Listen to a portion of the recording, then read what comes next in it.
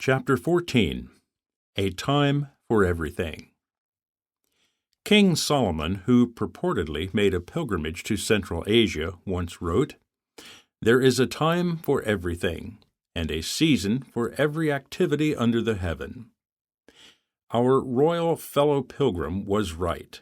Everything, no matter how good or how bad, will someday come to an end.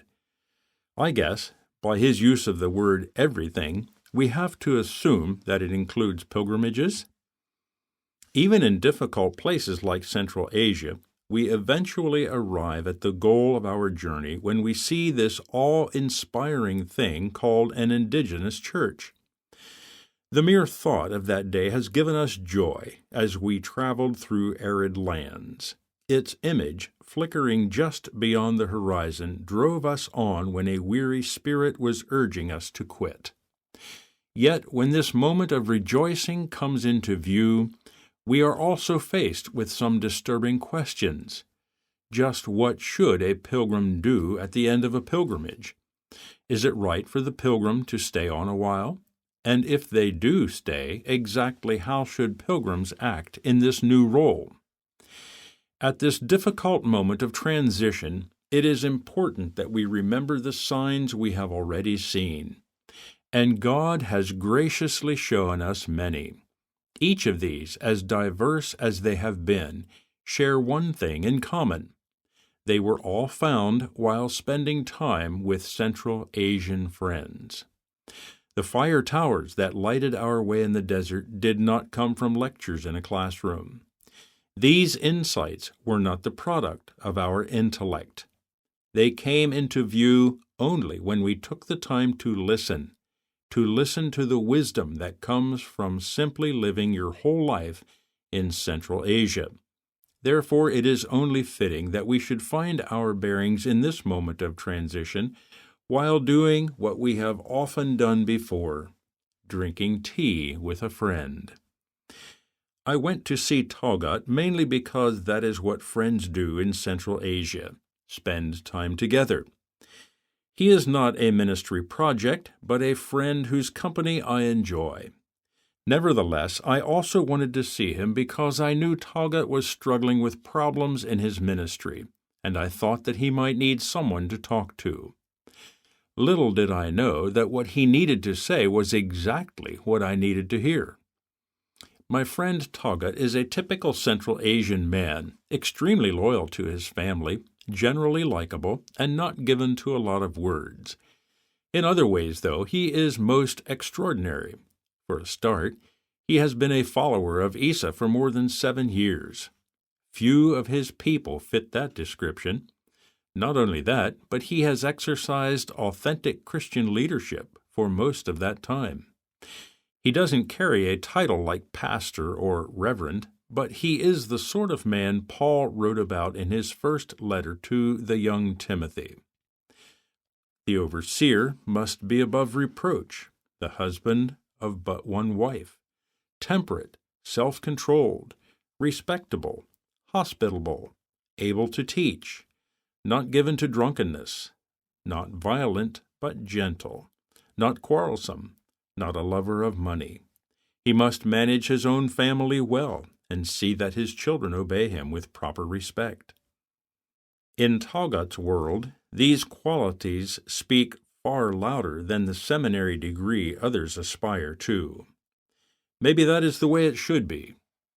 As with every other significant conversation I've had in Central Asia, this one began and ended over a cup of tea with a meal somewhere in between. Nothing is done or said in a hurry.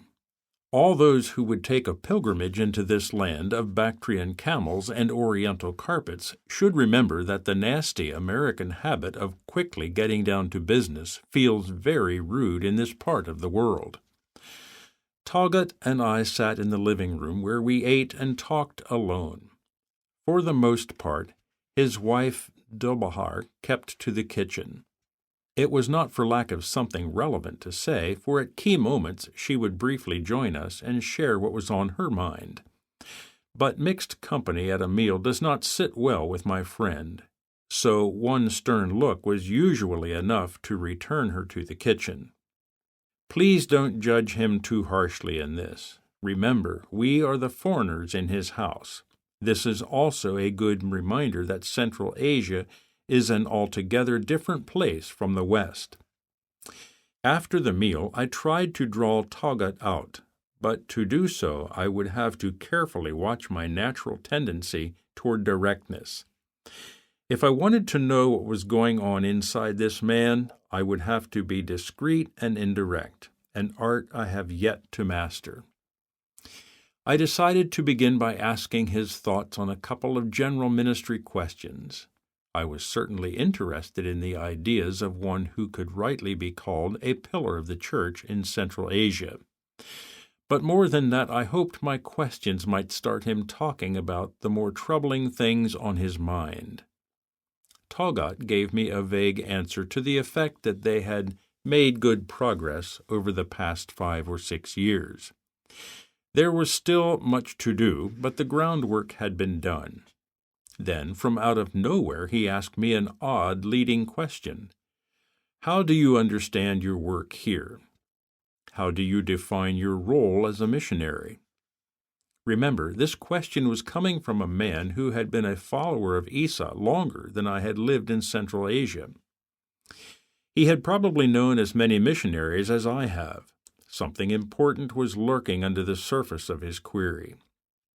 Tagat must have noticed a puzzled look on my face, so he tried to clarify by saying that he had never really understood Westerners and wanted a clearer picture of how we think. Since I had been trying to develop the art of being indirect, I decided not to give him a straight answer. I simply asked him to read some words from one of my favorite missionary thinkers. By the grace God has given me, I laid a foundation as an expert builder, and someone else is building on it. Each one should be careful how he builds. After reading this passage, Tagat spent a few minutes in thought. Then he replied, I think I'm getting a revelation of something here. Looking back on the moment, I believe he had already given a great deal of thought to what he was about to say. He had meditated, if not specifically on this verse, certainly on the subject in general. Nevertheless, what followed was certainly a revelation for one person in the room. Paul was an apostle, said Tagat slowly, which means he was a sent one. He went around starting churches. So what he describes here is the way apostles or sent ones are supposed to start churches. I've never seen this before, but it makes sense because Paul was explaining something that is normal in our culture. I had to think quick. I had looked at the back pages of a Bible a lot during my Sunday school days, but I never saw a Journeys of St. Paul map that included Central Asia. So how is it that Paul intersected with Central Asian culture? Tagat certainly had my attention. In traditional culture, he continued, when someone wants to build a house, they invite all their friends and family to come help. On the appointed day, everyone comes ready to work, and work hard. They all know that with enough men and one hard day's work, the foundation of a new house can be laid. So that is the focus.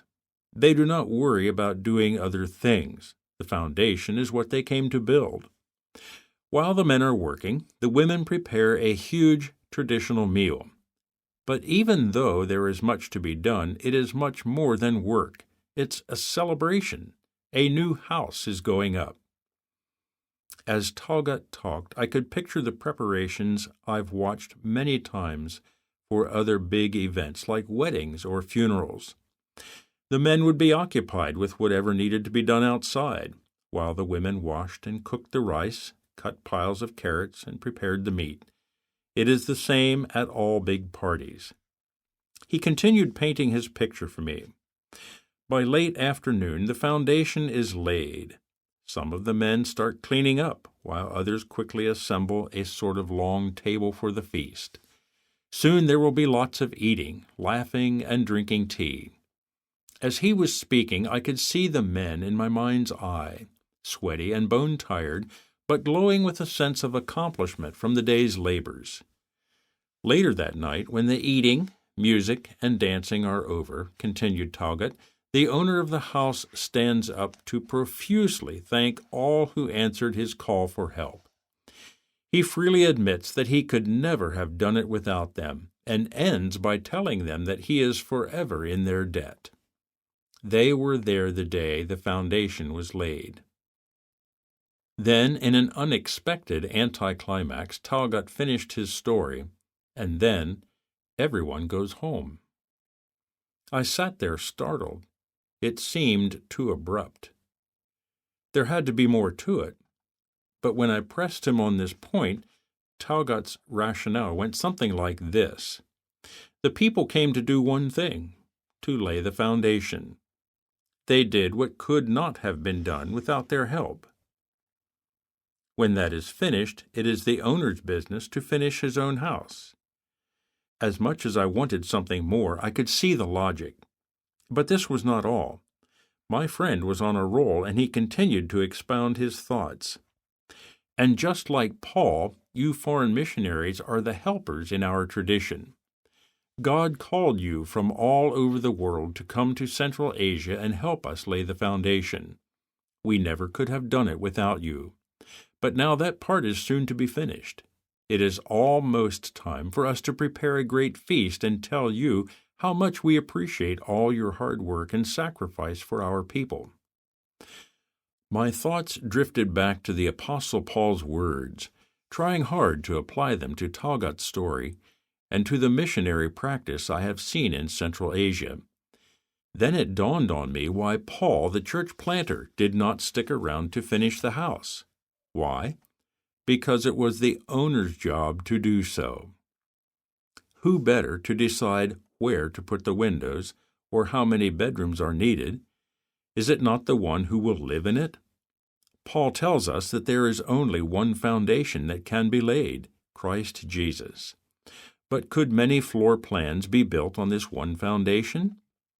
My mind was pulled back to the present by Talgot's voice, and then, you will all leave.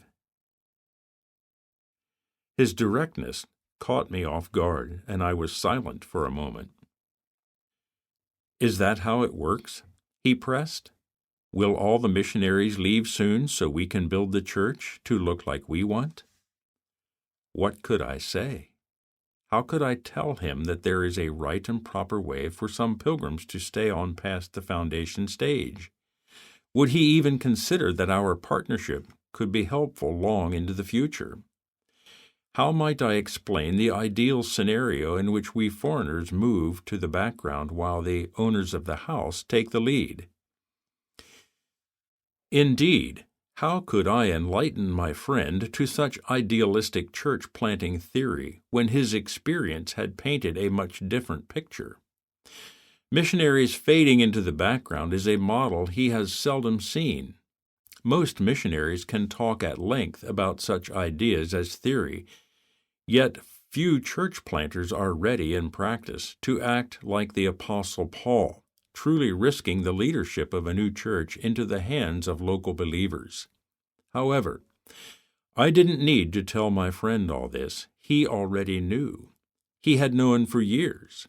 In fact, as I pondered on this issue, I realized that watching foreigners lord it over the local church has probably been the bitter root feeding most of Talgot's thorny ministry problems over the years. Could it be that this story was his polite Central Asian way of telling me so? For some strange reason, we foreign missionaries seem to forget that we are the pilgrims, the temporary ones. This land through which we sojourn, no matter how much we come to love it, is not our home. Our new brothers and sisters are the ones destined to live in the house. They and their children after them will have to deal with what we do, both good and bad. And because of our convenient memory lapses, we somehow believe that it is our right to perpetually stay on and supervise. We would probably still be welcomed as helpers, but not as overlords, and that is precisely where the problem arises. Many missionaries have the hardest time moving out of the limelight and off to stage left. It's as if we don't really believe that God will work through our local brothers and sisters with the same power that He works through us. Could it be that sometimes our faith is in ourselves rather than in the Spirit of God? Taughat was right. When the foundation is laid, this house, the Indigenous Church of Central Asia, should be finished by the ones who will live in it. Whatever continuing roles we foreigners may rightly fill, it is fundamentally different from that of local leadership. They must be the ones, led by the Holy Spirit, who frame the windows and decide what color to paint the walls. In fact, that is the only way the church will ever truly be indigenous. I left Taughat's house contemplating some uncomfortable questions. His words were a reminder that this pilgrimage, for me at least, was not about the many noble and progressive things we missionaries often do. Rather, it had been a search for only one thing, that marvelous Holy Grail we call an indigenous church. Could it be that my quest was over? We hope you enjoyed this presentation of Searching for the Indigenous Church, a Missionary Pilgrimage. Searching for the Indigenous Church was written by Gene Daniels and narrated by Roy Ulrich. Copyright 2005 by Gene Daniels and published by William Carey Publishing.